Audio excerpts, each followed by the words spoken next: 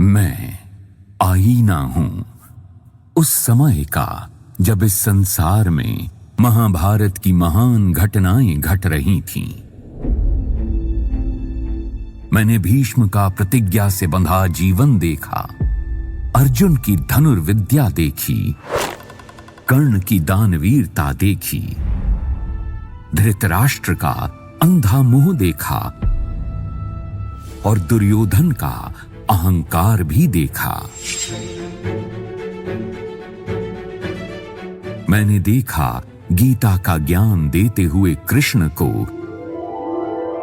और देखी कुरुक्षेत्र के मैदान में बहती रक्त की नदियां। मगर महाभारत काल केवल पुरुषों का ही नहीं था, उसमें स्त्रियों की भी उतनी ही भागीदारी थी, उतने ही अहम किरदार थे, मगर उनके बारे में उतनी बातें नहीं हुई जितनी पुरुषों के बारे में हुई। तो इसी कमी को पूरा करते हुए आज मैं आपको महाभारत की उन्हीं महान स्त्रियों से मिलवाऊंगा।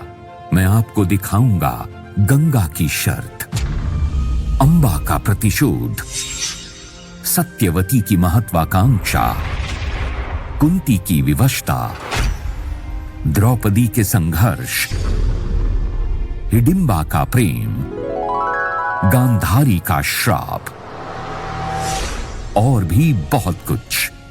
तो चलिए मैं आपको सबसे पहले ले चलता हूं समय के उस क्षण में जहां महाभारत की पृष्ठभूमि पर पहला अक्षर लिखा गया था। वो अक्षर प्रेम का था, जिसे लिखा था देवी गंगा ने राजा शांतनु के संग गंगा नदी के किनारे।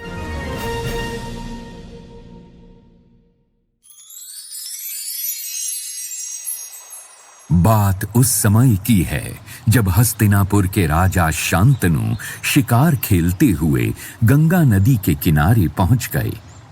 उन्हें बेहद प्यास लगी थी। वे गंगा नदी में पानी पीने के लिए रुके तो उनकी नजर कुछ दूर खड़ी एक स्त्री पर जाकर ठहर गई। ठीक तभी उस स्त्री ने भी राजा शांतनु को देखा।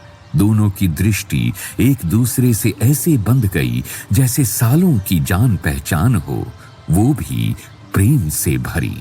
वो स्त्री गंगा थी, गंगा के ही समान श्वेत, निर्मल, कोमल और सौंदर्य से भरपूर।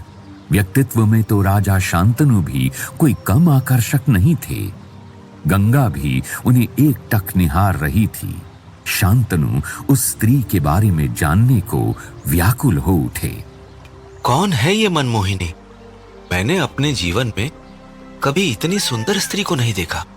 पता नहीं क्यों लग रहा है जैसे मैं इसे जानता हूं, जैसे ये कोई अपनी ही है।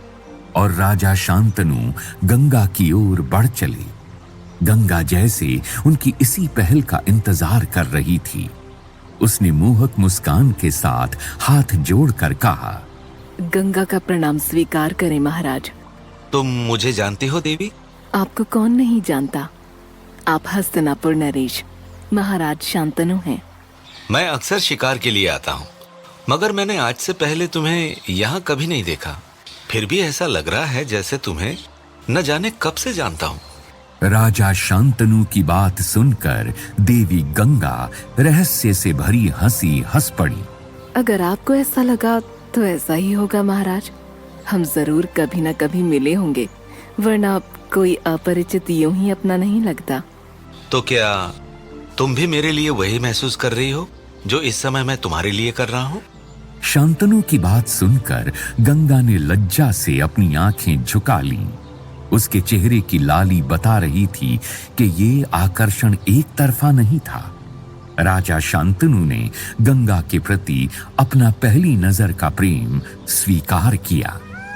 मैं यहाँ आया तो अकेला था, मगर यहाँ से अकेला जा नहीं पाऊंगा। लगता है जैसे तुमसे कोई पिछले जन्म का गहरा संबंध है जो मुझे तुम्हारी ओर खींच रहा है। क्या तुम मुझसे विवाह करोगी? हस्तिनापुर की महारानी बनोगी? मुझे इस प्रस्ताव से इनकार नहीं है महाराज, मगर विवाह के लिए मेरी जो शर्त है उसे आप नहीं मानेंगे, इसलिए मुझसे विवाह का सपना ना देखें। मुझे तुम्हारी हर शर्त स्वीकार है प्रिय। तुम कहकर तो देखो। मेरी यही एक शर्त है कि विवाह के बाद मैं जो भी करूं, ना तो आप मुझे उसे करने से रोकेंगे और ना ही उसके बारे में मुझसे कोई सवाल ही पूछेंगे। और जिस दिन आपने ऐसा कर दिया, उस दिन मैं आपको त्याग कर चली जाऊंगी। ऐसा कभी नहीं होगा देवी।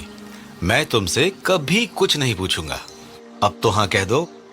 और गंगा ने राजा शांतनु को विवाह की स्वीकृति दे दी। दोनों में गहरा प्रेम था। एक दूसरे के साथ वे बेहद सुखी थे। मगर इस सुख को उस दिन किसी की नजर लग गई जब गंगा के पहली संतान हुई। नजर शायद खुद गंगा की ही लगी थी, क्योंकि वो कुछ ऐसा करने जा रही थी जिसकी कोई दूर दूर तक कल्पना भी नहीं कर सकता था। एक माँ अपने नवजात शिशु के साथ कैसे ऐसा कर सकती थी जैसा गंगा करने चली जा रही थी। उस दिन मैंने गंगा नदी के तट पर जो दृश्य देखा, उसके बारे में सोचकर आज भी मैं दहल जाता हूँ।